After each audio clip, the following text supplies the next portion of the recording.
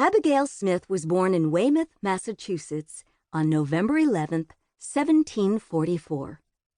Her mother, Elizabeth Quincy Smith, came from a respected family.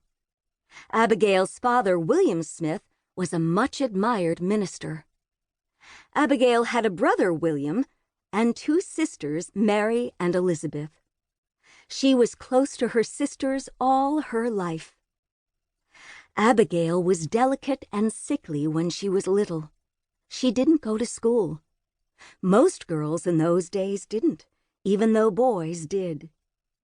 Abigail thought it was very unfair that her brother could go to school and she couldn't. She found out early that girls in colonial America didn't have the same rights as boys. But Abigail and her sisters were lucky. Their mother taught them reading, writing, and arithmetic, as well as how to cook and sew. Their father and grandfather both had big libraries. Abigail was a curious child, and she spent a lot of time with her nose in all those books. Abigail read Shakespeare's plays, history, philosophy, and law. Her mother worried that she read too much. She also worried that Abigail was too stubborn and strong-willed. Grandmother Quincy always was on Abigail's side, though. She said, "Wild colts make the best horses." Visitors often gathered in the Smiths' library to borrow books and to talk about politics. A war against the French was being fought along the frontier borders of the colonies. Also, a new king in England was making trouble for the colonists. Everyone had different ideas of what should be done. Abigail listened in.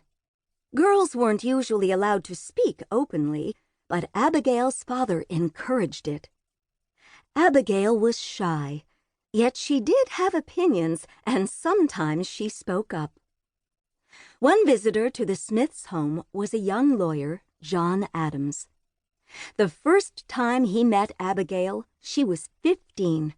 He was 24. At first, they didn't like each other that much. Abigail thought he was dumpy-looking, moody, self-centered, and he talked too much. John thought Abigail didn't talk enough. But over time, as John kept visiting, he and Abigail got to know each other better. They both had lively minds. They thought alike and loved politics. Slowly, they fell in love. It was a love that lasted for 57 years.